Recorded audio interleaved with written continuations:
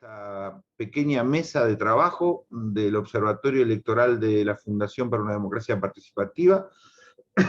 Esta es una mesa más de este año, que llevamos 4 o 5 mesas de trabajo ya, y nos quedan 2 o 3 para finalizar el año. Estamos tratando de proponer un tema con algunos datos disparadores una vez por mes, para periodistas, para voluntarios de organizaciones sociales, para estudiantes de ciencia política e interesados en la materia de la calidad de la democracia y su funcionamiento desde distintas perspectivas. Ahí está Silvina.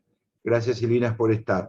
Silvina, acordamos en tu ausencia que te íbamos a dar la palabra a vos primero cuando yo termine. Así que cuando yo termine de exponer, como sos la dama, te damos la palabra para que analices libremente. Pensábamos todos que no más de 10 minutos cada uno, y después abrir un poco el debate o la opinión del resto de los que están presentes. ¿Te parece bien, Silvina? Ok. Entonces les estaba contando un poquito el marco, así en un minuto. Estos informes tratan de condensarse en formato de infografía o de pequeños informes de 3 carillas, 4 carillas. No son informes académicos, es decir, no tienen ni el rigor ni la carga horaria que tiene un paper académico para presentar en una revista, si no alcanzan ni los 20 ni las 25 carillas, ni tienen meses de trabajo. Tienen más o menos una carga horaria cada uno de 1 mes y medio de trabajo, se buscan datos y se comparten con ustedes. En este caso, hemos decidido abordar el tema de la comunicación dentro del marco de la tarea legislativa, la comunicación política, el legislador y un subtema dentro de la comunicación que son las redes sociales en estos tiempos. Así que bueno, en ese marco vamos a comenzar con un disparador y voy después a darle la palabra a todos. Carla, haceme a los 10 minutos, haceme seña con la mano de que tengo que ir cerrando. Bueno, chicos, bueno, dale. Yo empecé para compartir con ustedes esta tarde. Primero, gracias a todos por estar. Empecé a decir que hay dos elementos que nos guiaron para este trabajo como marcos teóricos para después bajar a los datos de nuestra legislatura. La primera tiene que ver con el Índice Latinoamericano de Transparencia Legislativa. Es decir, hay muchas ONG, hay muchas asociaciones, inclusive asociaciones mundiales, que se dedican al tema de transparencia legislativa, calidad de los parlamentos, y esperen que voy a silenciar a todos. Calidad de los parlamentos y posibilidades de alguna manera de mostrar mejores prácticas legislativas. Este índice latinoamericano tiene pautas, criterios para evaluar una tarea, un parlamento subnacional y nacional, y cuáles serían los criterios de calidad que deberíamos pensar en un consejo deliberante o en un parlamento provincial. Fueron tomados algunos de esos índices, algo se va a mostrar acá y otros se van a mostrar en otras tardes o en otros momentos de encuentro. Y luego, el segundo elemento que compartimos, que los invitamos a ustedes si les interesa profundizar, son los trabajos de Carlos Gervasoni, que dirige hace muchos años un programa de calidad de la democracia en los estados subnacionales, ¿no? Es decir, las provincias.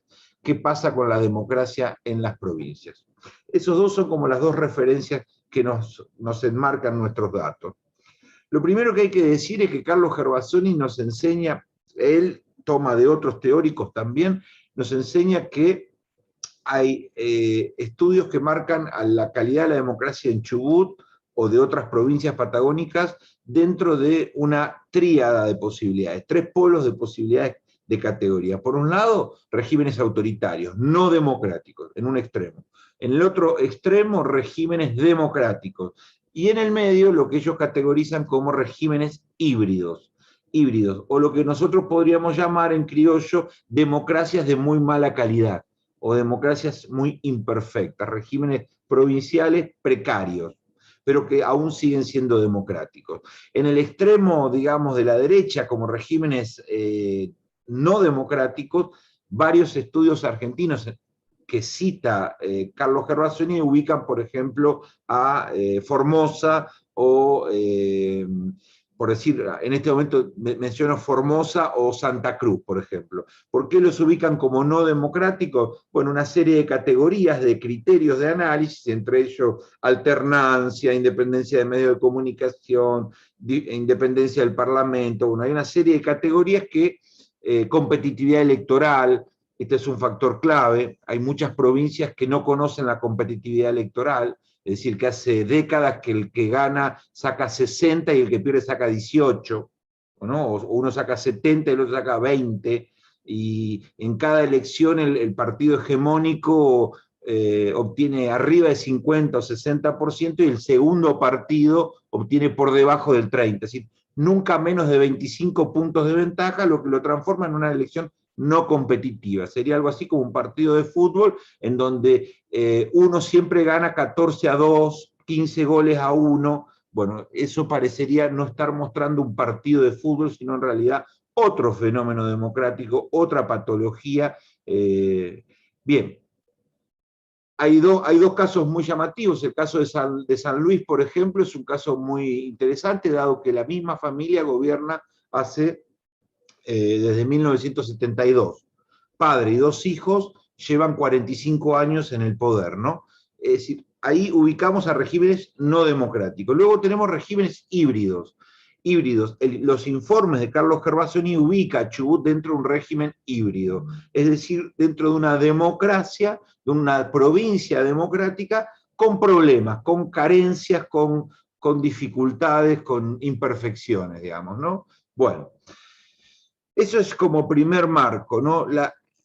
Si bajamos de esa generalización, porque esta no es una conferencia académica o teórica, lo bajamos a un tema empírico, yo tomé el acto de representar, tomé la tarea de pensar dentro, en esta reunión, dentro del sistema democrático de Chubut, una pieza que se llaman representantes los diputados provinciales, y lo ubiqué adentro de una coordenada que tiene que ver con pensar la representación. La representación de estos diputados. Lo primero que tengo que decir entonces, ¿qué es representación? ¿Qué entendemos por representación? Allí tuve que repasar en estas semanas los viejos teóricos de la representación y nunca el tan bien ponderado Bobbio, ¿no? Que nos manifiesta claramente que existen tres tipos de representación clásicas en las democracias occidentales y en la tarea legislativa que nosotros, a la luz de evaluar a estos legisladores, tenemos que aplicar, digamos, ¿no? La primera representación tiene que ver con el orden sociológico, dice Bobbio, ¿no? El representante sociológico es aquel que, por decir algo, pertenece a la misma clase social, a los mismos subgrupos, se identifica con valores, con identidades culturales, representa un colectivo de la sociedad por elementos de condición de clase, de cultura, de etnia, que hace que tengan cierta representatividad sociológica. Por decir una cosa media burda, un diputado mapuche que representa un colectivo mapuche, digamos. Allí habría como una representación casi, un reflejo sociológico, ¿no? Luego tenemos una representación en formato de mandato, que él menciona el caso de los embajadores en los organismos internacionales, pero que no funcionan en el sistema parlamentario. Es decir, esa persona es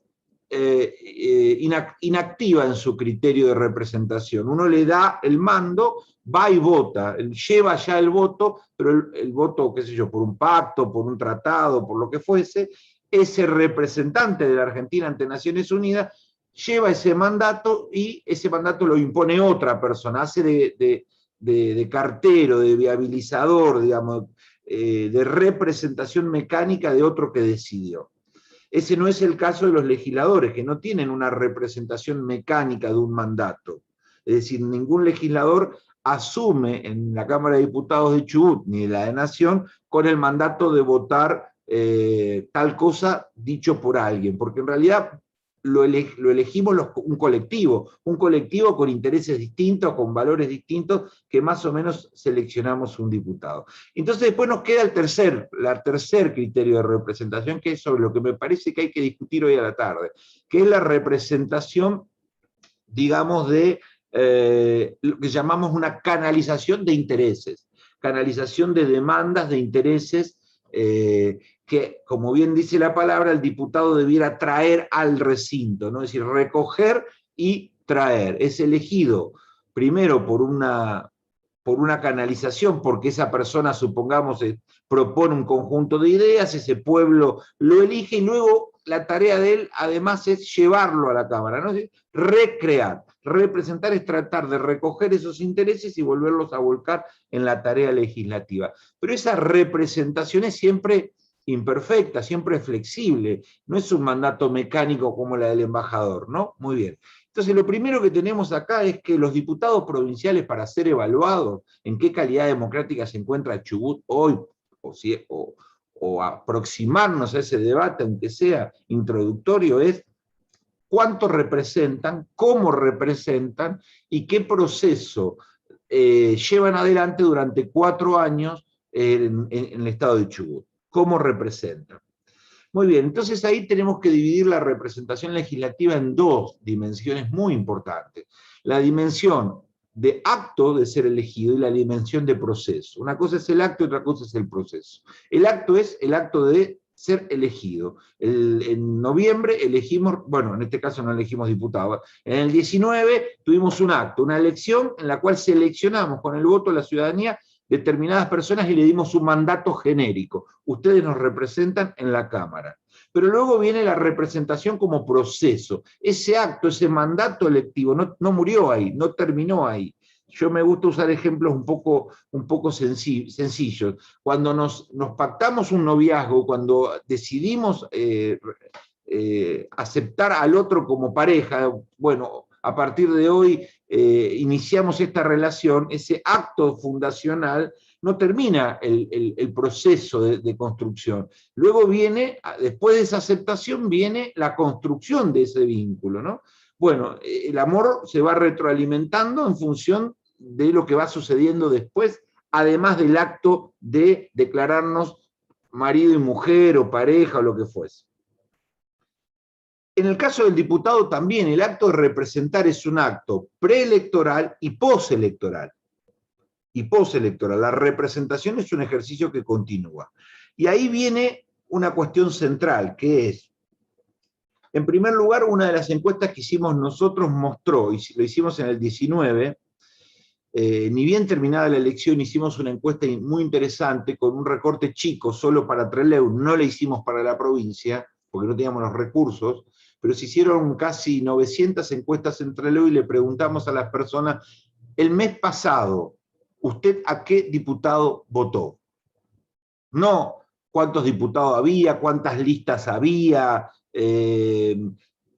no. ¿Usted a quién votó? Denos un nombre, recuerda un nombre de legislador que votó, y la mayoría, un abrumador porcentaje, más del 65% recordaba al gobernador, ¿no? Yo voté a Arcioni, yo voté a Mena, yo voté a Juan, yo voté a Pedro.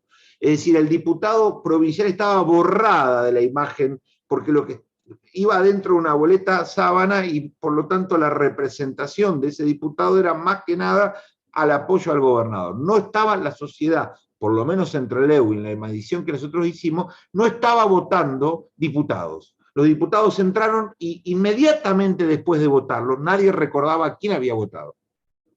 Porque no había visto esa lista, no la recordaba. Entonces ahí tenemos un primer problema, que es el día del acto de elección. Hay determinados vicios y problemas, como la lista sábana, que debilitan el proceso de representación, lo debilitan, lo ponen en un campo más confuso. El diputado no llega con un mandato nítido, una representación nítida, sino que llega más bien en premio de un gobernador. Pero luego viene el proceso de representación. ¿Qué hace con ese mandato? Asume el 10 de diciembre, perfecto, todos festejan y comienza la tarea legislativa. Y ahí viene un aspecto central del proceso de representación, que, como dice Bobbio, es muy interesante. El proceso de representación puede debilitarse o fortalecerse. Y se debilita así la tarea de canalización, de articulación con la sociedad, se aleja o se fortalece si sucede lo contrario. Es decir, si el diputado dice, bueno, yo ya llegué, a mí ya me votaron, yo no tengo más nada que hablar con nadie, ya está, ya soy diputado y me quedo acá y elijo qué votar y qué no votar, me autonomizo, me independizo completamente del proceso de mis representados, me aíslo de esos representados e inicio una fase de lo que se llama un parlamento iluminista. Un parlamento iluminista, que ya lo teníamos en los parlamentos previos a las repúblicas democráticas, con las monarquías republicanas europeas. Es decir, el legislador no se debía a un pueblo, no había nada que articular, ya estaba elegido, era él en su sabia concepción la que sin consulta a nadie debía votar lo que se le ocurriera. Llamamos a eso un parlamento de iluminados, no hay nada que consultar con nadie, ya todas las respuestas las tengo yo. Me parece que estamos bastante lejos de parlamentos de iluminados, pero bueno, eso es otro análisis. Entonces ahora lo que les voy a mostrar, esto le tengo que decir en un minuto más, que todo esto está en el marco de un acto comunicacional que tiene que ver con que en pandemia, durante 2 años, no hay posibilidad de que los diputados construyan diálogo y comunicación política con la sociedad porque los encuentros están limitados al máximo. Por lo tanto, decidimos tomar el estudio de qué hacen los diputados con las redes sociales, único canal abierto y legítimo de diálogo con la sociedad en tiempo de pandemia. Y de eso se trata el aporte de hoy. ¿Cómo reconstruyen ese vínculo de representación en el marco de las redes sociales en un contexto donde la obligación de ellos es representar y comunicarse? Entonces voy a compartir con ustedes un poco el estudio que queremos compartir, muy breve, muy breve. Me voy a pasar algunas placas para no embolarlos. Bueno, lo primero que tenemos fue el estudio elegimos 6 categorías y 3 redes sociales. ¿Me escuchan ahí? Porque no estoy canchero acá. ¿Me van siguiendo acá? Sí, se escucha bien, José. ¿Y se ve bien? Te faltan 5 o 6 minutitos. Bien, voy más rápido entonces. Chicos, miren, acá elegimos nosotros, bueno, vamos a estudiar ¿qué? Redes sociales, diputados y ¿qué?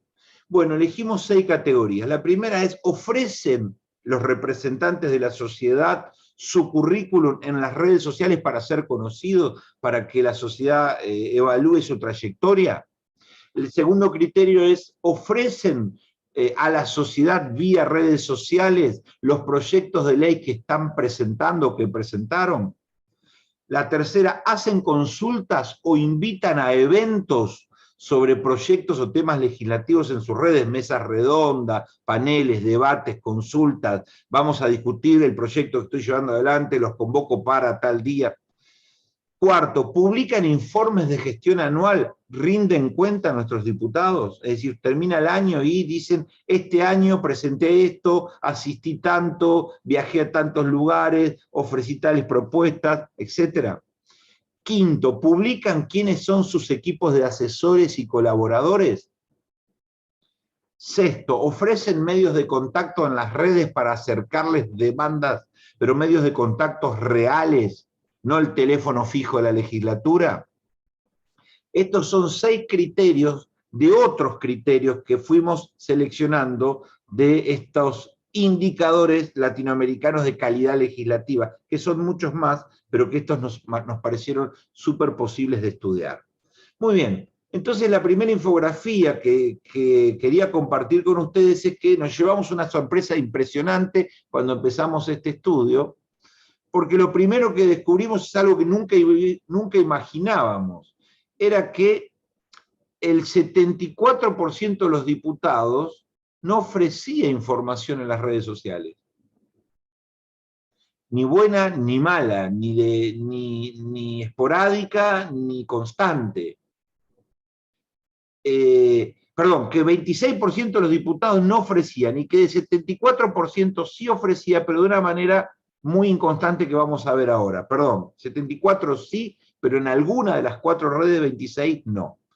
Igual nos pareció no sé qué les pareció a ustedes, pero que un diputado durante 2 años imposibilitado de estar en contacto con la sociedad físicamente tenga uno solo, por supuesto es el 26%, pero que uno solo esté ausente de las redes sociales, está hablando mucho de la comunicación, del acto de representar, del acto de lo que está haciendo, ¿no? Bueno, acá les quería mostrar otro de los criterios. ¿Los diputados hacen consulta o invitan a eventos sobre proyectos o temas legislativos? No. No 25. Recuerden siempre que son 27 diputados, ¿no? Algunos ya lo tienen de memoria, pero muchos otros no lo saben. De 27 diputados, 25 diputados no invita a ningún evento. Esto es un estudio de 6 meses, ¿verdad? Durante 6 meses no invitó a ningún evento vinculado a proyectos o temas legislativos que él lleva adelante o que otros llevan adelante. Solo 2 sí invitaron a alguien. En este caso los ponemos aquí. A la diputada Andrea Aguilera y Senia Gabela fueron las únicas 2 que nosotros detectamos hicieran alguna invitación a la sociedad a participar en algún evento vinculado a proyectos legislativos. Publican algunos informes de gestión anual, terminó el año, diciembre, enero, febrero, hacen un balance, hacen un PDF, lo cuelgan, lo publican, ponen un link para bajarlo de algún otro lado. ¿Qué hizo este diputado todo el año?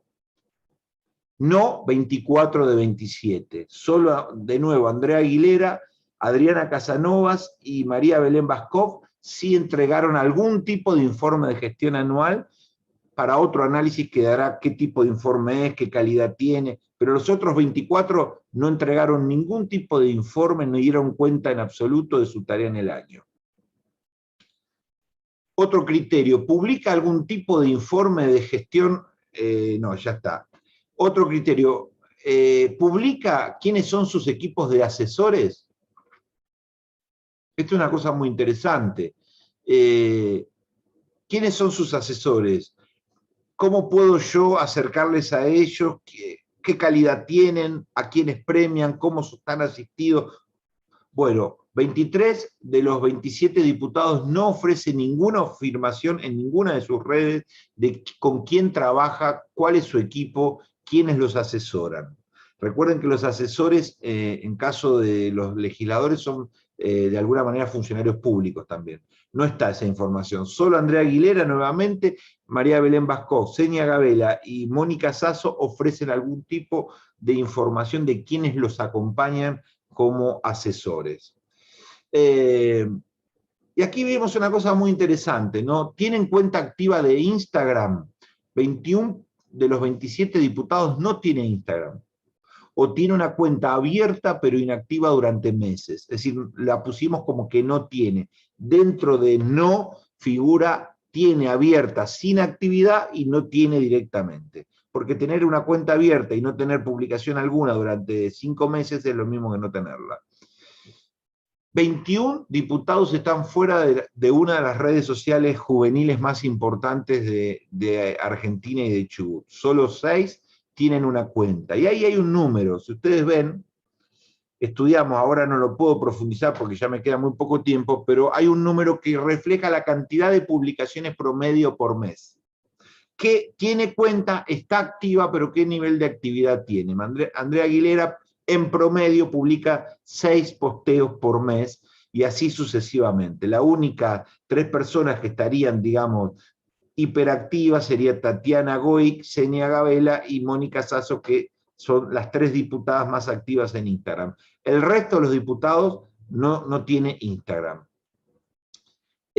Aquí hay un título que está mal. ¿Publica quién es su equipo de asesores? No. En esto, aquí lo que funciona es cuánta gente tiene una fanpage activa y cuáles no. Hay solo 4 fanpages activas. ¿Por qué fanpage? Porque fanpage es algo muy distinto a un perfil personal. Después lo podemos profundizar. ¿Tienen en cuenta de Twitter? Bueno, aquí me llamó poderosamente la atención. ¿Qué hubiésemos dicho cada uno de nosotros? Y que sí, que todos tienen cuenta de Twitter, porque es el espacio en donde los diputados largan frases cortas en el mundo, en el escenario del debate político, con periodistas, con el mundo politizado. Bueno, por supuesto, sí, mejoró mucho la presencia de gente que tiene redes sociales, es decir, el 56%, 15 diputados sí tienen, pero 12 diputados de 27 no tienen Twitter. Quienes tienen aquí, y nuevamente el número es el número de publicaciones mensuales, en este caso de mayo. Las publicaciones de Seña Gabela en mayo fueron 241, las que más publicó. Estamos hablando de publicaciones o retweet, ¿verdad? Ahí es otro debate que viene después. Y finalmente, para cerrar esto, les muestro este dato que para mí es alucinante. Estos 12 diputados, Anden, Artero, Chiquichano, Sigudosa, Jiménez, Gómez, López, Mantegna, Mancilla, Monguilardi, País y William, no tienen ninguna red social. Están ubicados dentro de lo que se conoce como dentro del apagón. En estos tiempos de comunicación, estos diputados provinciales no disponen de ninguna cuenta en las 3 estudiadas. No están. Muy bien. Con esto voy cerrando el primer disparador para escucharlos a ustedes. ¿Qué quiero decir? Está clarísimo que los diputados no tienen ningún esfuerzo evidente por desarrollar una recreación de la representatividad, por profundizar la calidad de la legitimidad de sus mandatos, por abrirse al diálogo constante con la sociedad. Esto no aparece, no está en las redes sociales.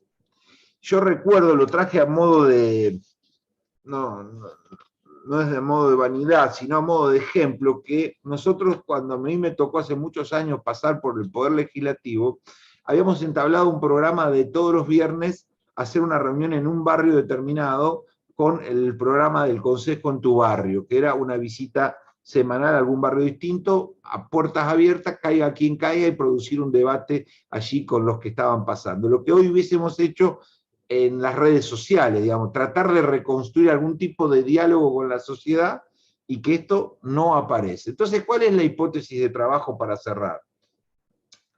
Que estos diputados no representan, o por lo menos desde el punto de vista de la legitimidad política, no representan a la sociedad. Representan al macho alfa del sistema político. Es decir, están allí para representar y volver a presentar en la escena pública lo que el hombre fuerte que los puso mande. En este caso, cabeza de lista gobernadores o cabeza de lista de intendentes, y son concejales. Es decir, que hay una gran confusión en el sistema de a quién representan los legisladores, si a la sociedad o al cabeza de lista. Sigue Silvina Cabrera, gracias por estar con tus críticas, reflexiones y enriquecimiento. Adelante.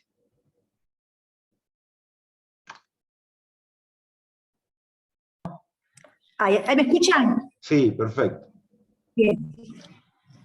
Gracias, José María, por invitarme. Voy a ser cortita porque creo que el tiempo escasea. Yo hace 2 años hice un programa a través de Azul Media 2020, a través del Grupo Azul, donde trabajo actualmente como periodista, y me acompañaron 2 maniquí. No sé si alguno tuvo la oportunidad de ver ese programa. Lo hacía a las 11 de la noche y estaba hasta la 1 de la madrugada. Y me acompañaron 2 maniquí.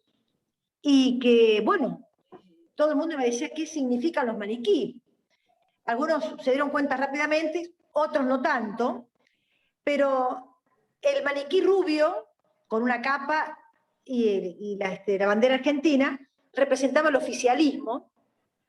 No era Vanessa Abril, ¿no? Como, no se confundan, que la subsecretaria de Comunicación Pública, ahora precandidata en segundo término, no, de diputada nacional por el Chusotto.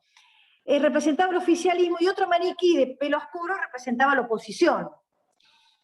¿Y qué quería decir? Los maniquí, ¿qué son? Son mudos. Son mudos. Y yo sufro esto como periodista todos los días. Nadie quiere hablar. Nadie quiere hablar. Y no lo sufro solamente en el Poder Legislativo, sino también en el Poder Ejecutivo. Ya prácticamente, desde cuando yo comencé la carrera, trabajar en el periodismo, ahora creo que se comunica la actividad oficial, y con mucha suerte 2 veces a la semana.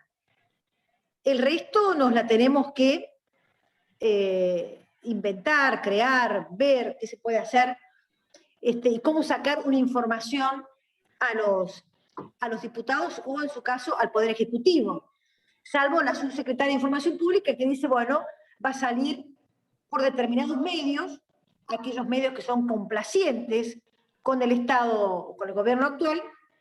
Entonces salen usando esos medios, llamémoslo los medios amigos. Pero se nos dificulta a los periodistas, aquellos que hacemos calle todos los días, poder encontrar una voz. Y fíjese que estamos en plena campaña política y yo no escucho voces, muy poca, está bien, usted me dirá la pandemia, pero prácticamente la gente ni sabe a quién tiene que votar.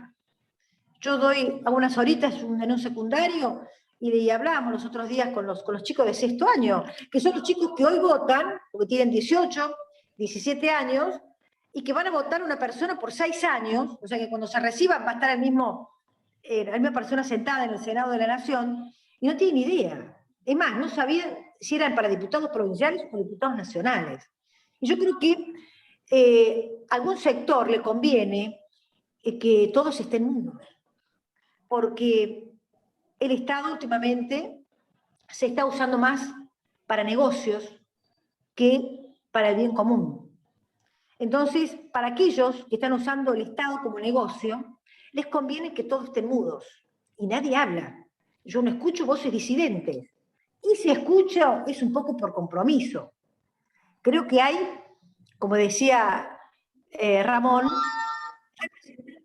al macho alfa, a la cabeza de lista. Y es muy evidente. No tenemos oposición, la oposición es muy tibia, y la gente le da lo mismo votar a uno o a otro porque los considera a todos casi iguales. Todos iguales. Entonces creo que estamos en un gran problema como sociedad chubutenses. La gente no cree más en nadie. Yo me atrevo a decir esto porque estoy casi, no digo las 24 horas, pero estoy gran parte del día en la calle hablando con unos con otros, haciendo notas permanentemente, y la gente está muy descreída, no sabe qué hacer. No sabe qué hacer. Hoy estuvo la manifestación, los docentes, los de salud, ya la gente ya no quiere participar, porque hay un gobierno totalmente mudo, no escucha los reclamos, no atiende a la gente, hay un Estado austista, hay un Estado mudo, hay un Estado que no comunica, y un Estado que no comunica es un Estado que no existe. Entonces estamos parados frente a 3 poderes inexistentes. ¿Cuál va a ser? Está muy claro, muy conciso, el trabajo que ha hecho FUDEPA, excelente, marca la realidad, no solamente el Poder Legislativo, sino si lo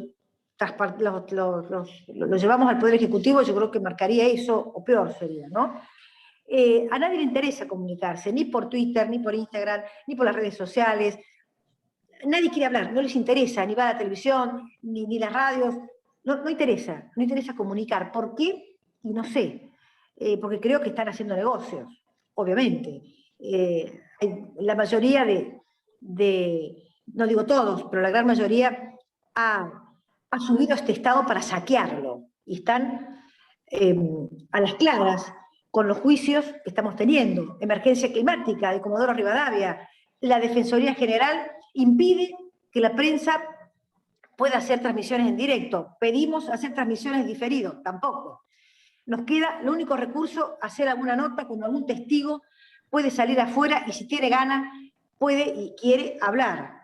Pero prácticamente ya la justicia tampoco quiere que los juicios, revelación, embrujo, el robo de Leticia Huichaqueo con las 4 toneladas de alimentos, también se nos impidió grabar a los testigos. Ahora prácticamente nos clausuraron la transmisión o las grabaciones en el juicio de emergencia climática en Comodoro Rivadavia. Entonces es como que todos se han puesto de acuerdo. Ejecutivo, legislativo, judicial, nadie habla.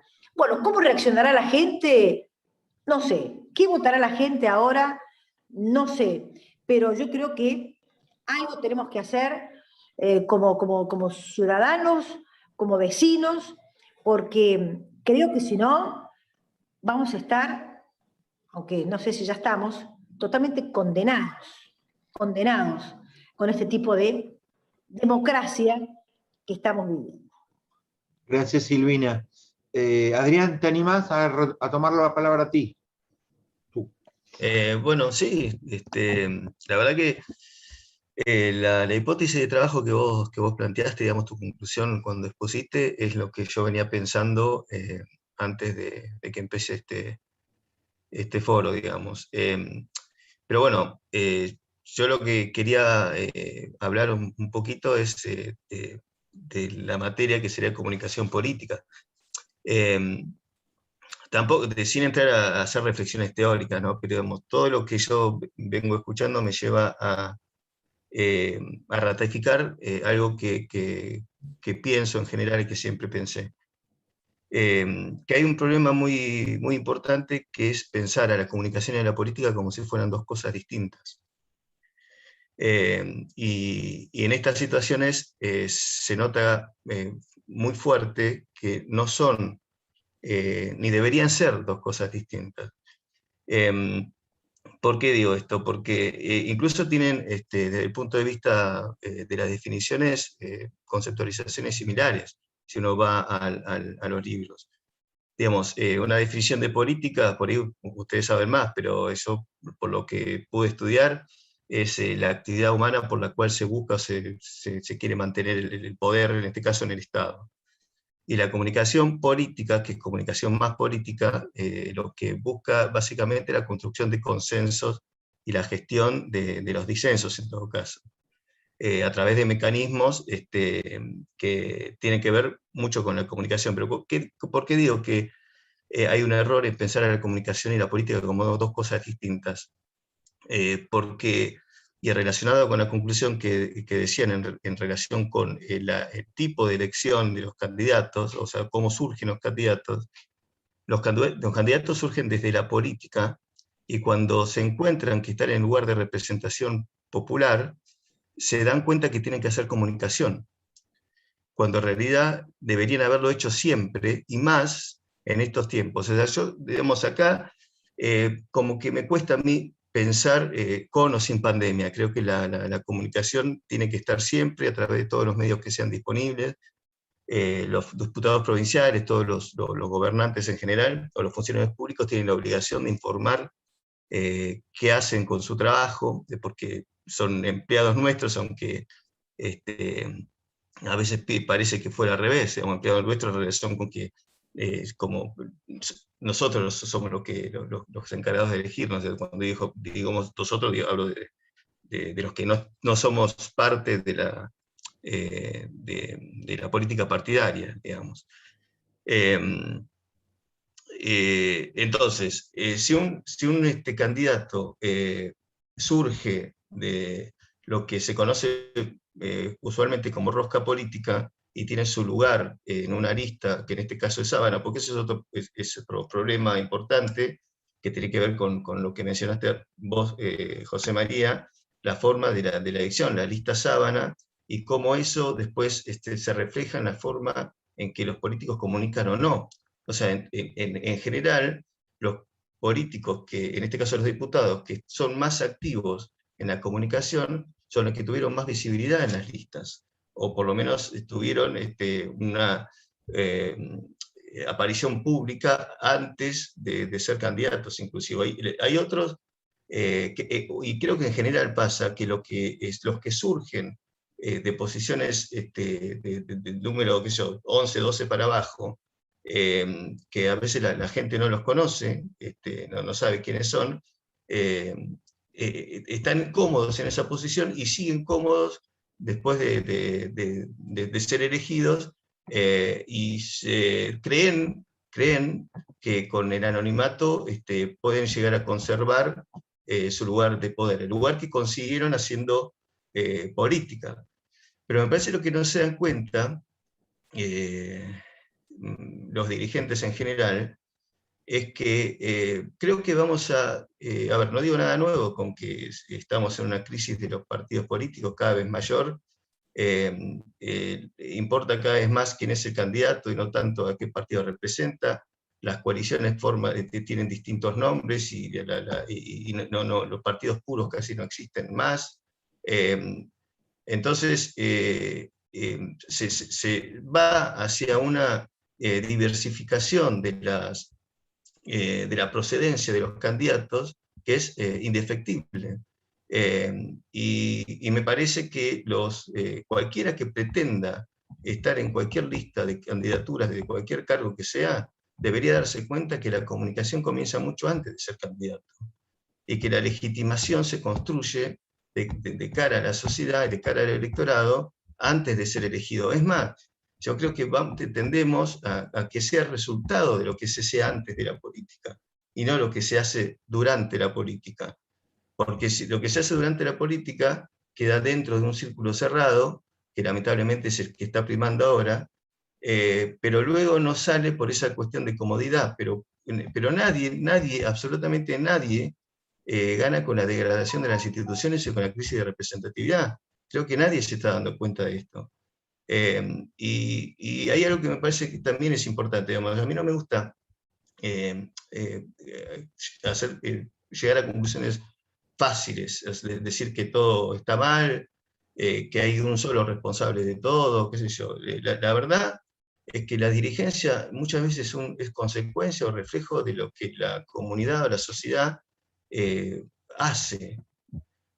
Nosotros también somos responsables como electores, como votantes, quiero decir, de la calidad de la representación. Y nosotros, digo, como sociedad, no como parte de la sociedad, pero desde el punto de vista profesional, como comunicador, en este caso, yo me siento con la responsabilidad permanente de tener una actitud docente, de matizar o de filtrar toda la información que puedo, no solamente desde el punto de vista profesional, en el ejercicio de mi profesión cotidiana, sino en mi círculo más íntimo, en el metro cuadrado que a mí me rodea, con mis amigos, con mi familia, tratar de hacerles saber o distinguir cuál es la información que vale la pena, cuál es la información verdadera, la información que no es tan verdadera, la información en la que hay que desconfiar, cómo hacemos hoy para apartarnos de las fake news o de las noticias falsas que van circulando, cuáles son las maneras de chequear rápidamente que la información circule de la manera más verosímil, más veraz posible.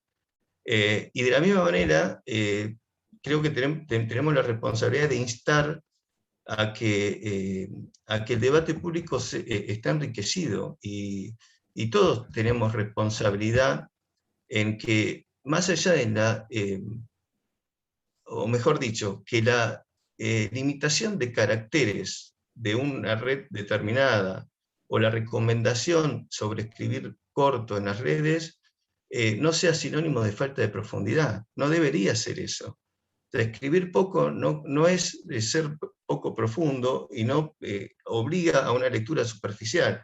Me parece que lo que estamos nosotros haciendo todos como sociedad es tener lecturas superficiales. Leemos títulos nada más.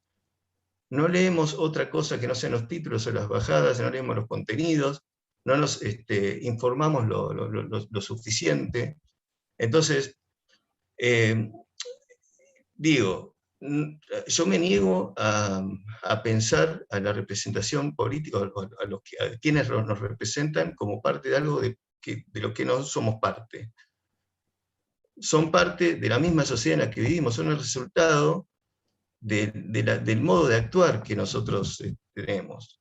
Entonces, como comunidad tenemos que tener autocrítica, y tenemos que exigirles permanentemente a los dirigentes políticos que hagan lo que no están haciendo, que en este caso es comunicar. No están comunicando, sea porque, como dice Silvina, están haciendo negocios, sea porque no saben, sea porque no quieren, sea porque piensan que no tienen la obligación de hacerlo, sea porque piensan que en realidad, en lugar de empleados del Estado, son dueños del Estado, que son una práctica que está bastante extendida, lamentablemente. Y además, y por otra parte, quitando la lectura más crítica, suponiendo que los diputados tengan la intención de comunicar, la verdad que la comunicación política no es tan fácil como se piensa. Como dice un politólogo conocido, especialista en comunicación política, que se llama Mario Riorda, dice, a la comunicación política le sobra prestigio y le falta gente. En realidad le pasa eso a la comunicación en general. Al periodismo también le sobra prestigio y le falta gente, hoy en los medios locales sobre todo. Y en la comunicación política pasa muchísimo. A ver, exijámosle a los diputados provinciales que comuniquen todo el tiempo de lo que están haciendo. Perfecto. Entonces, ¿qué hacen? Legislan, se reúnen en las comisiones o se la pasan tuiteando o paviando en las redes. Además, también hay que distinguir ahí cuál es la red o las redes que tienen que privilegiar. No es lo mismo comunicar en Twitter, en Instagram que en Facebook. No son los mismos públicos. No es la misma comunicación. A mí la verdad que no me preocupa demasiado que un legislador no tenga Instagram, porque en Instagram tiene otra lógica, es una lógica de la imagen que es mucho más superficial, es más superficial de todas las redes, en la que tiene menos texto, la que entra a través de simplemente una imagen. Está bien, una imagen puede comunicar un montón de cosas, puede ser una imagen política, pero la imagen está más vinculada al marketing político que a la comunicación política, que no es exactamente lo mismo tampoco. El marketing político es parte de la comunicación política, pero no se pueden confundir, porque si uno reduce la comunicación al marketing político, se queda solamente con la imagen y con la construcción de una imagen más o menos ideal, que en realidad después no existe, porque las imágenes ideales no existen, nadie es perfecto. Entonces, a lo que voy es que un diputado o cualquier funcionario que hoy quiera comunicar debidamente lo que tiene que hacer, lo debe hacer, claro, tiene que buscar la manera de hacerlo, tiene que informar, pero también tiene que hacer que esa comunicación sea lo más profesional posible. Tiene que profesionalizar la comunicación, y ahí es donde entramos nosotros los comunicadores, que somos parte importante de la política, porque somos los que le damos la otra pata a este campo, que es la comunicación política, que es un campo que deviene más de la política que de la comunicación, pero que la comunicación está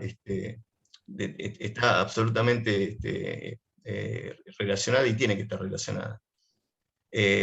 Así que, bueno, no me quiero extender, no tengo una conclusión para terminar con mi intervención, pero creo que está más o menos, espero que se haya entendido lo que quise decir con todo esto. Claro que sí, aparte habrá una ronda de debate. Emilio, y cierra Horacio, arranca vos. Bueno, muchas gracias por la invitación, José María. Yo soy estudiante avanzado de la carrera de Ciencia Política de allá de Trelew, de la Universidad Nacional de la Patagonia San Juan Bosco, y además, bueno, vengo de otra profesión, que soy ingeniero agrónomo y becario de investigación en la Universidad Nacional de La Plata, así que no estoy mucho en la zona, pero con la carrera estoy un poco allá más cerca.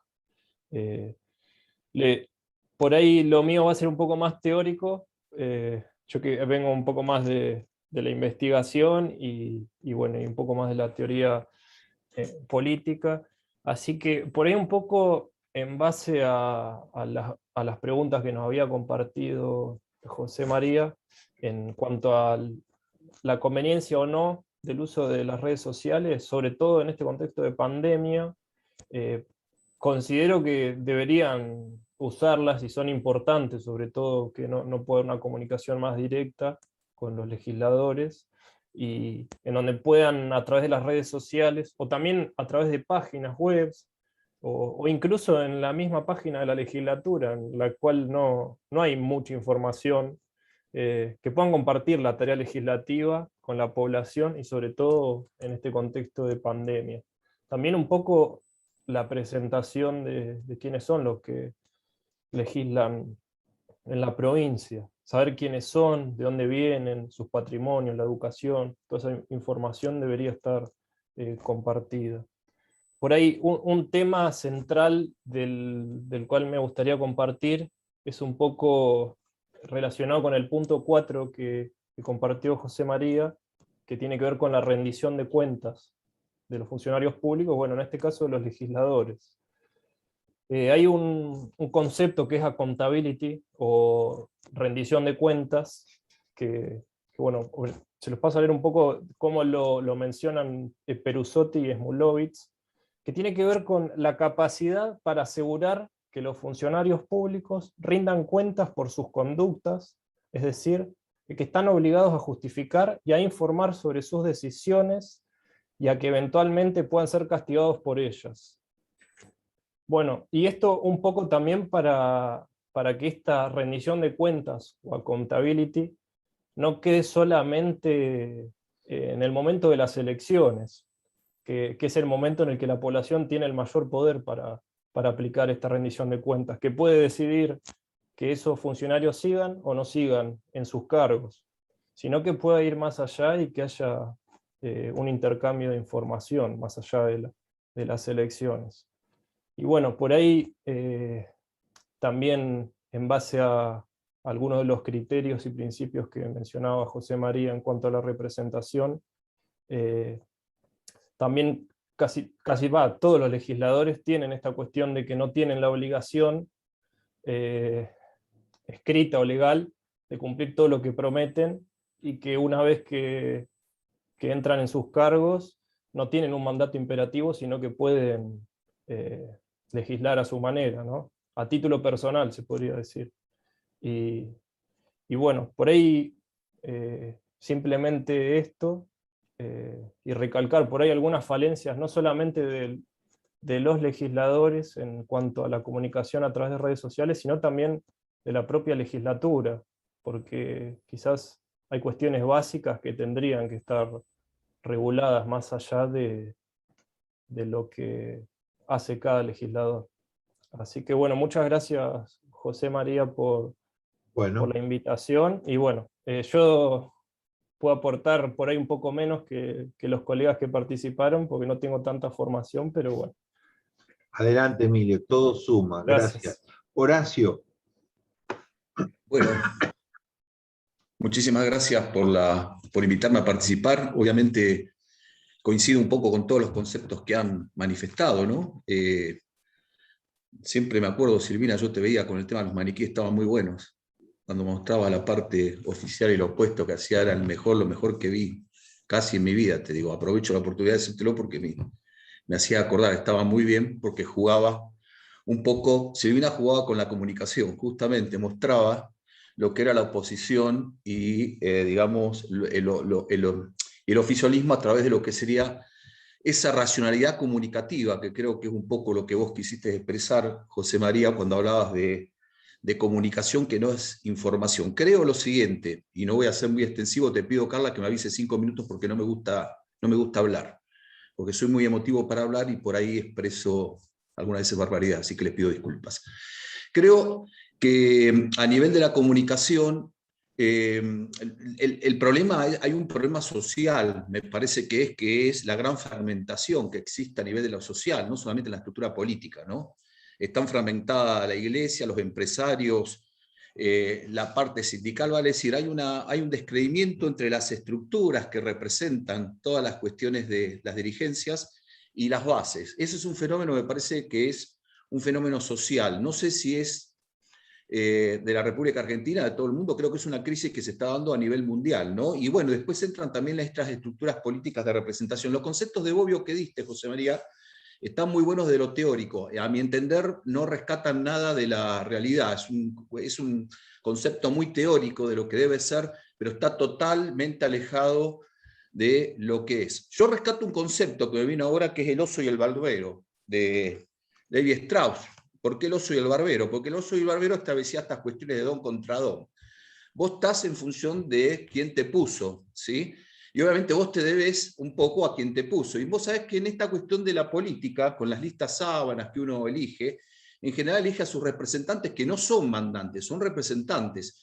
Pero esos representantes saben muy bien el don contra don, lo que escribió Levi Strauss en El oso y el barbero, estas cuestiones de relación. Es como un tronco y un árbol donde las ramas responden al tronco, y en realidad el bosque es toda la cuestión social. Y creo que un poco sale eso en las cuestiones o en la arquitectura legislativa, que está un poco preparada para, digamos, que esa representación tenga determinados mandatos que vienen desde determinadas estructuras, ¿sí?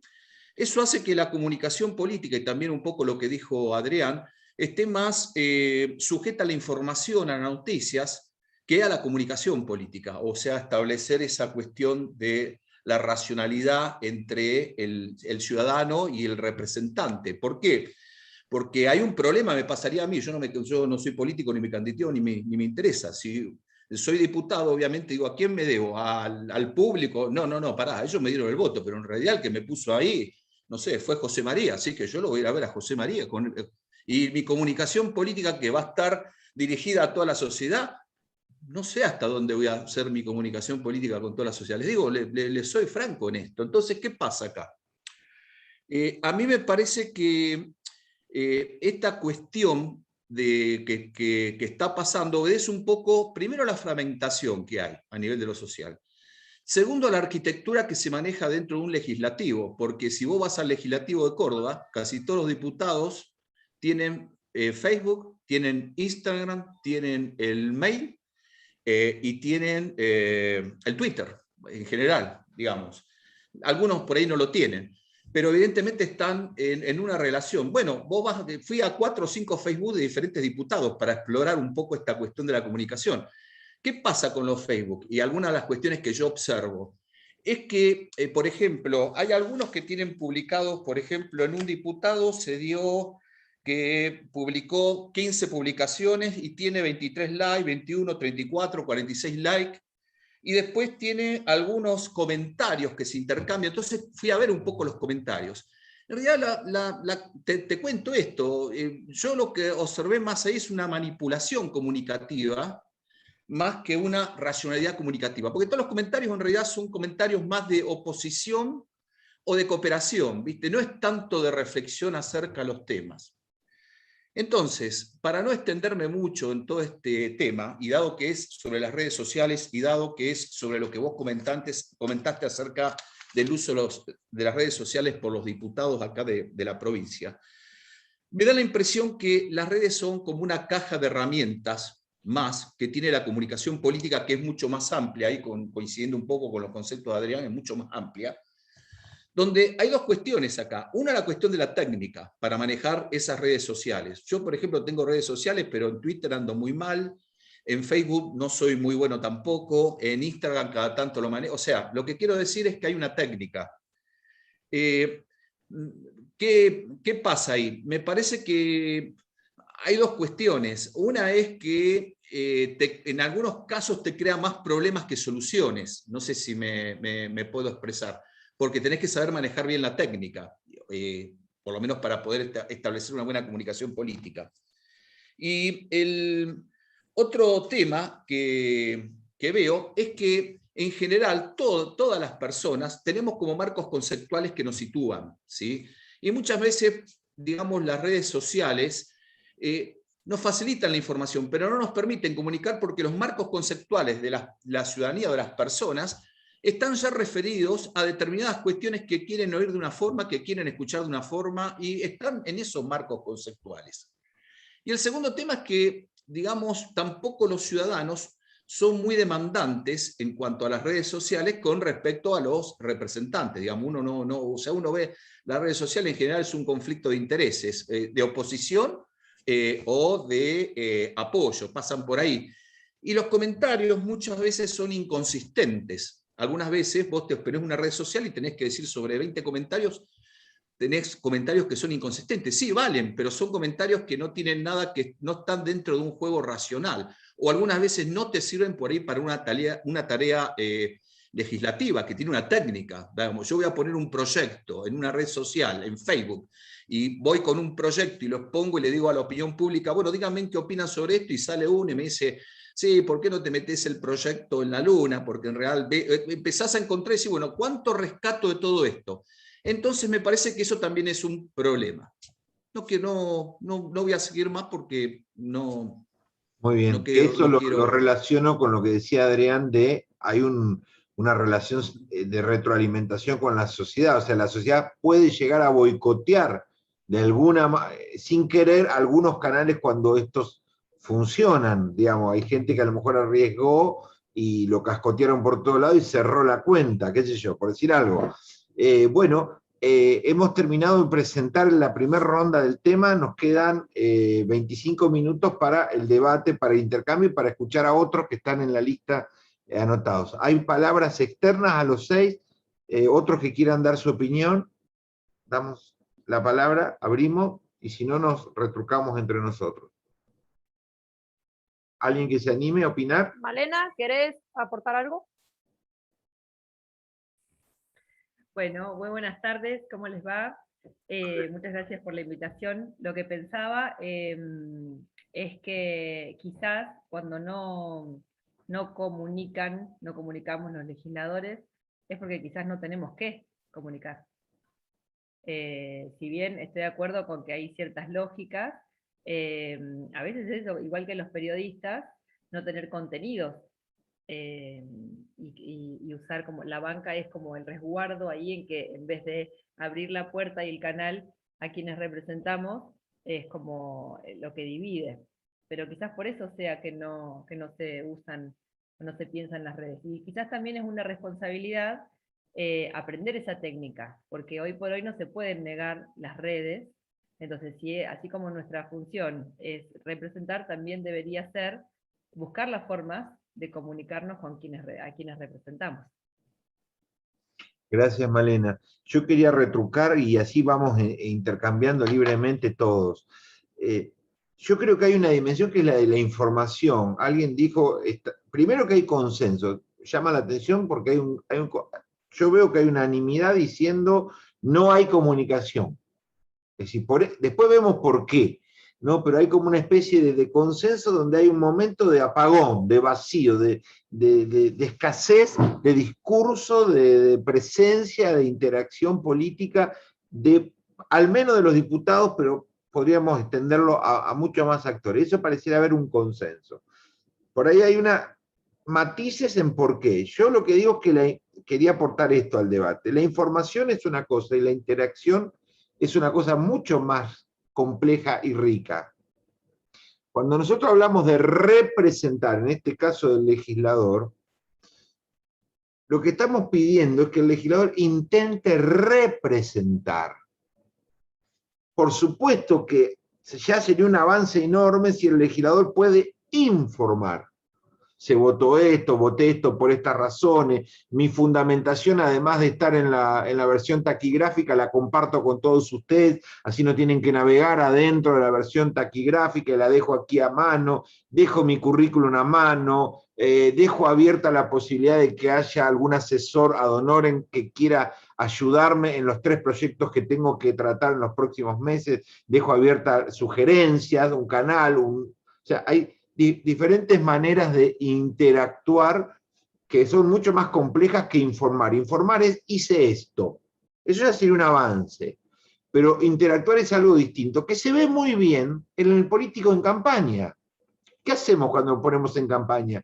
Asistimos a lugares supuestamente a escuchar cómo están los bomberos. Hoy visitamos los bomberos, hoy visitamos la fábrica, hablamos con Pepito y Pepito nos contó que está poniendo una máquina, si es oficialista y si el candidato es opositor, que está a punto de quebrar, y vamos recogiendo de la realidad cosas, las ponemos en la escena pública, siempre con intereses, por supuesto, pero de alguna manera asistimos, lo que se llama caminar, recorremos. Ese acto de recoger supuestas demandas termina el día de la elección y desaparece. Ahí no tiene sentido que desaparezca, debería continuar, a lo mejor con otra forma, con otro tono, con otra velocidad, pero ese recorrido institucional para recrear y representar no tiene sentido que desaparezca.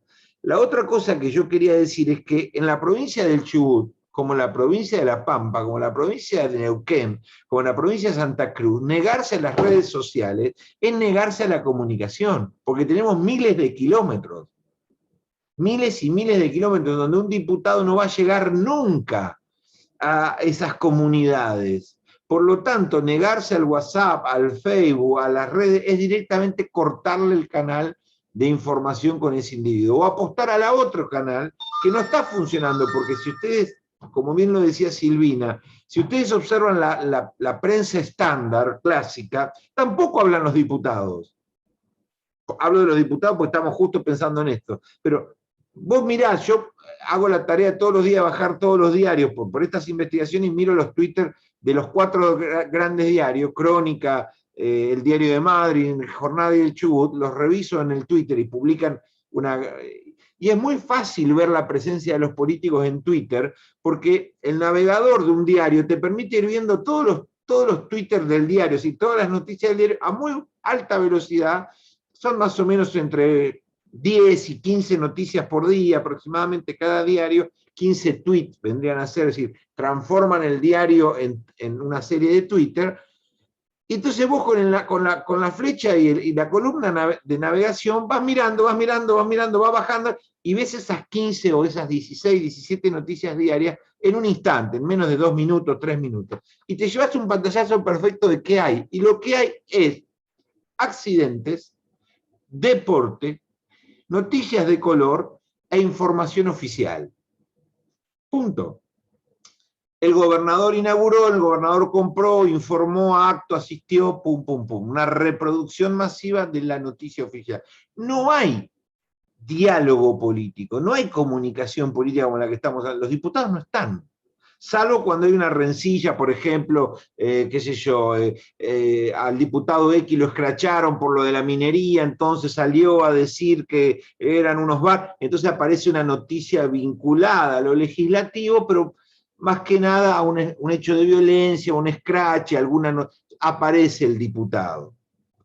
Si no, el diputado no está, tampoco en la prensa estándar. Bueno, entonces, ¿qué concluimos con esto? En esta cuestión, es que no hay información, hay un apagón en las redes muy notorio, ese apagón tiene mucho que ver con lo que dice Horacio, la lealtad se la deben a otros, no a la sociedad, pero esto no es compatible con una democracia, esto puede ser compatible con el poder. Bueno, yo le debo mi mandato a Rodríguez Sá, y por lo tanto, en vez de hablar en la radio, me voy a comer al quincho de Rodríguez Sá, aplaudir los malos chistes, decirle que es un capo, y recrear esa legitimidad de decir, bueno, estás dentro de los diputados amparados por mí, sos de mi grega, y entonces yo te voy a seguir. Entonces voy al quincho, aplaudo, me río de malos chistes y festejo. Ese esfuerzo va con... Bueno, eso no es compatible con la democracia. Eso es entendible, perfecto, pero no es posible después decirle a la sociedad, no, señora, participe, crea, vote, infórmese, comprométase. Estas dos cosas no encajan. ¿Uno qué le dice a la sociedad? Termino con esto. Señora, comprométase porque vale la pena colectivamente, con los concejales, con los diputados, con los vecinales, vamos juntos, elijamos acá para salir adelante. El tipo dice, no, ¿sabes qué? No, porque yo lo voto y después no lo veo nunca más. No sé ni quién es. No me llamen más para votar. Fíjense lo que está pasando en todos lados. La cantidad de votantes baja abrumadoramente. No es una coyuntura. Pues sí, bueno, el 2002 bajó la cantidad de votantes para votar a Kirchner o a... No.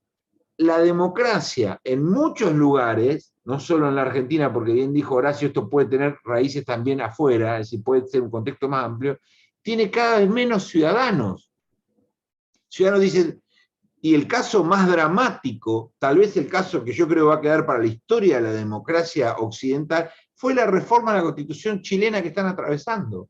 Hubo regiones en Chile que después de un año y medio de convulsión política votó menos del 30% de la sociedad y dijo, ¿saben qué? Votar para reformar toda la Constitución no me interesa, hagan lo que quieran. Estoy hablando de reformar la Constitución, ¿eh? Es decir, no hay elección más importante para la democracia que elegir un convencional, porque ahí mueve la caja, todas las reglas de juego, cambia todo. menos del 30% fue a votar y dijo, no, ¿saben qué? Hagan lo que quieran. Las últimas 3 elecciones en la Argentina votó menos del 65% de la gente, cuando teníamos un promedio de 73, 75, 10 puntos bajó. Cada vez menos gente. La élite se habla a sí misma. Perdón, que me extendí. Carla. Sí, yo quería, comparto lo que decís al final y quería hacerme eco también de lo que aporta en el chat Leandro, creo.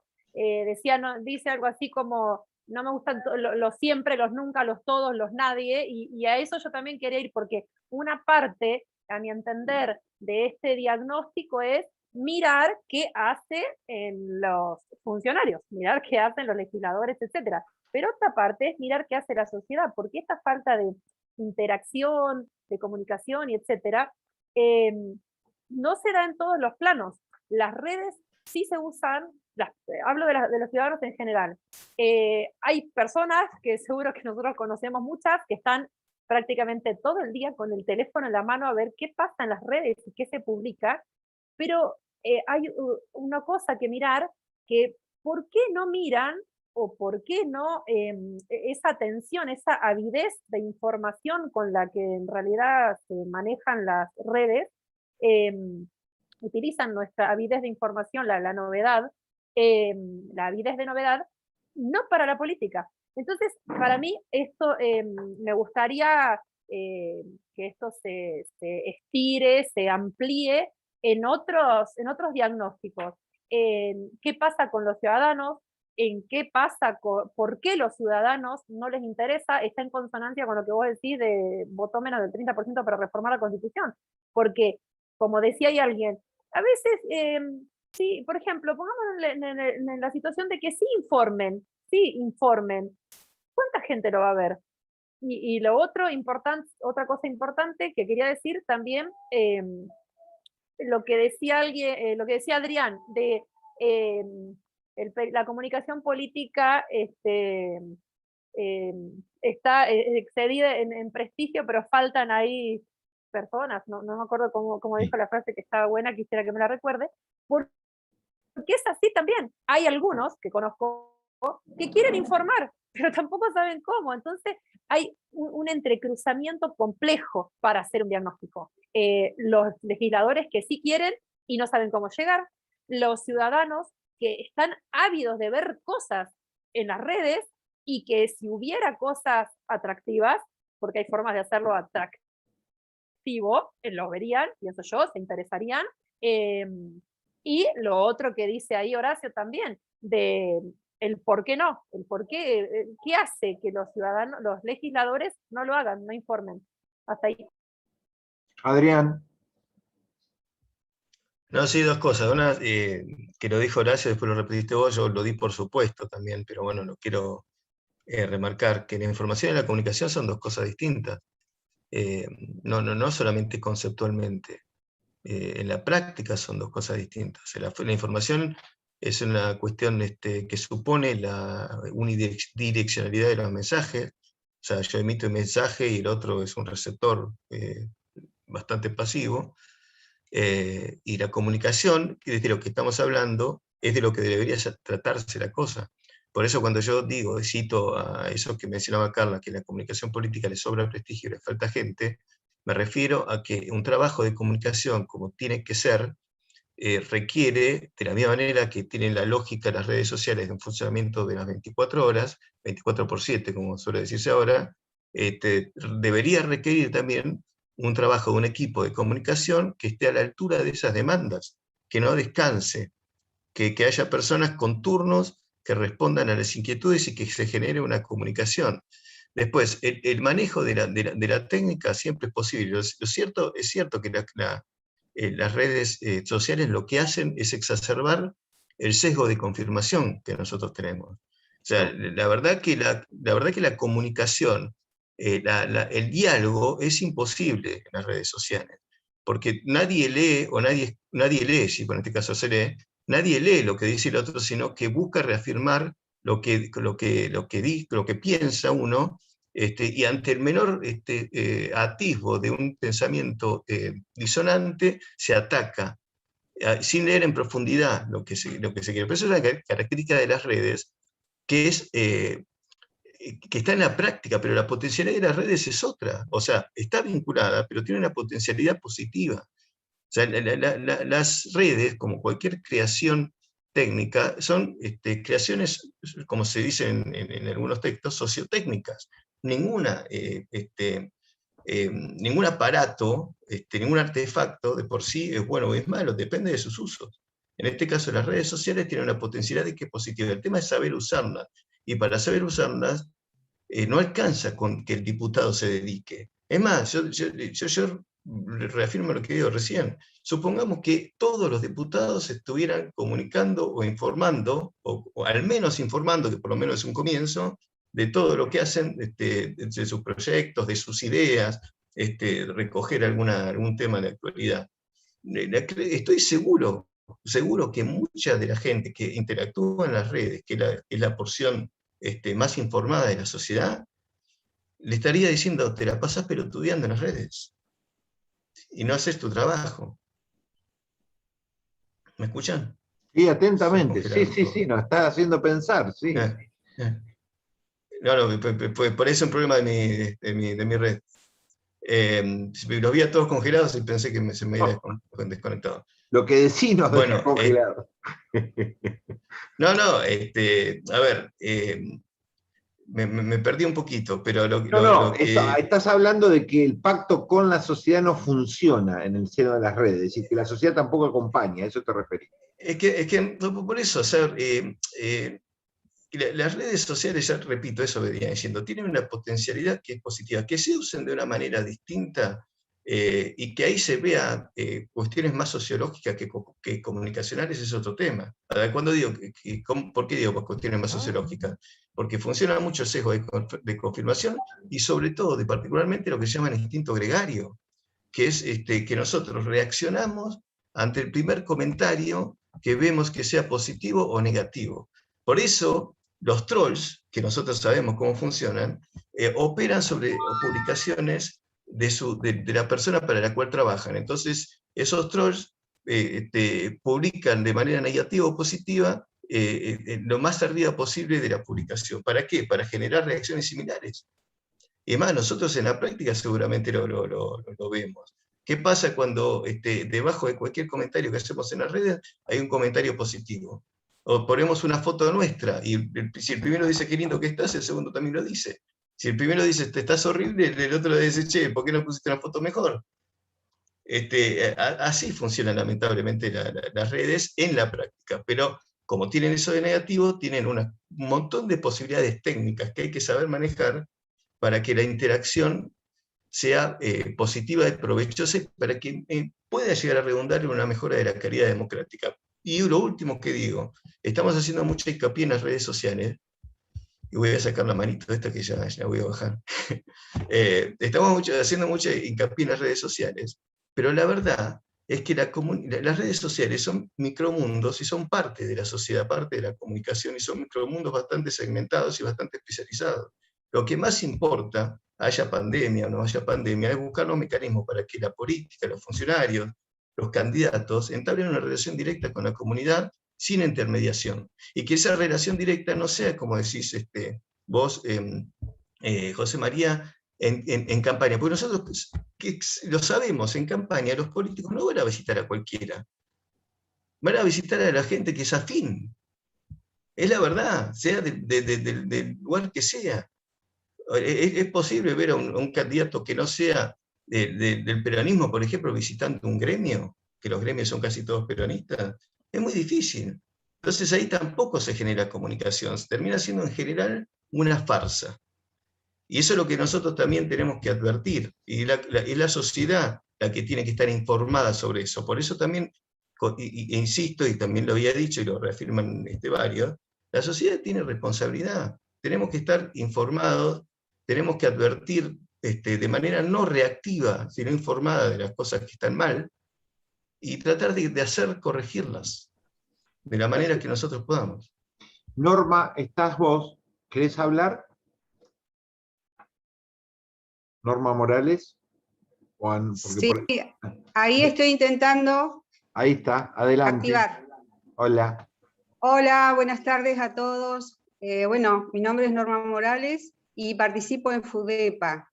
Hoy me metí a esta invitación que convocó José María y el grupo, y me puse a pensar en todo lo que habían dicho, bueno, la mayoría de los expositores, Horacio, bueno, todos dijeron algo que yo no vengo de la política, o sea, me metí en la fundación hace muy poco, pero todo esto me genera más que nada impotencia de cosas que pasan en la sociedad, en la política, y con todo lo que decían de la publicación de este proyecto, ¿no? de este estudio que está haciendo José, ¿qué es lo que pasa con los políticos? ¿Por qué no publican? Y yo creo que en realidad la culpa la tenemos los ciudadanos.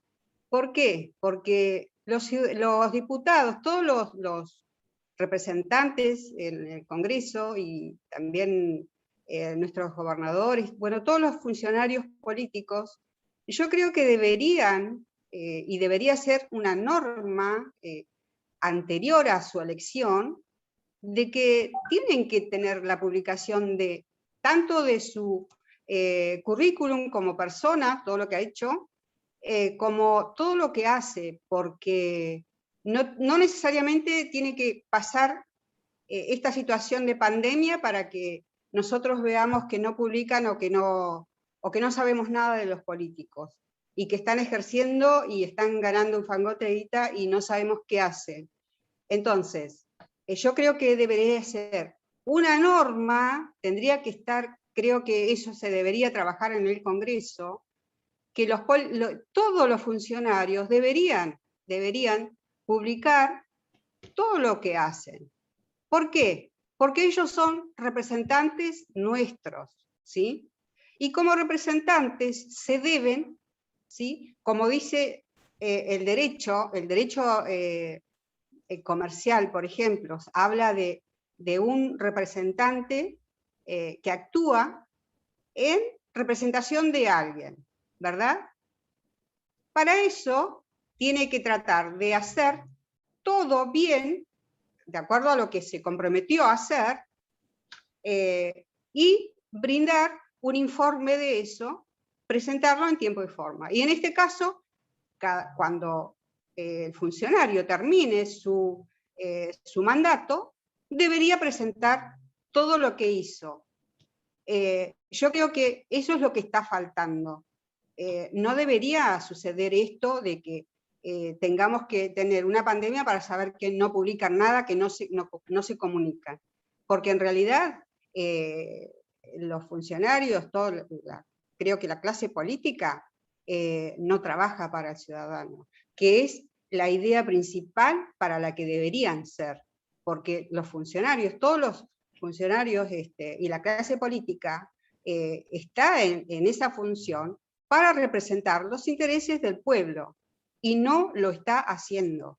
Eso es lo que yo concluyo en todo esto. Y bueno, tomando lo que decía Horacio, que él habla, dice que los ciudadanos no les interesa, no se meten. Y tiene razón, pero yo creo que debería tratarse este tema en el Congreso para que los funcionarios, en realidad, sea norma de que tengan que publicar.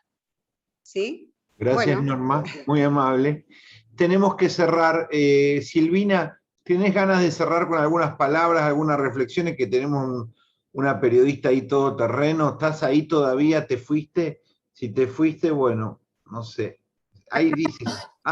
Bueno, te doy el cierre a vos, chicos. No le quiero impedir. Si alguien quiere, levante la mano. Si no, cierra, Silvina, como te guste. Adelante. Qué responsabilidad esto de decir. Tu conclusión de todo lo que escuchaste. Bueno, como decía o Adrián y vos, José María, ¿no? Creo que todos coincidimos en esto, que está el poder político, está el Estado apagado en materia de comunicación, no nos estamos comunicando. Y como decía Adrián, las redes hoy están muy... Yo no sé si es que no hay tribunas en las canchas donde la gente se puede ir a desahogar.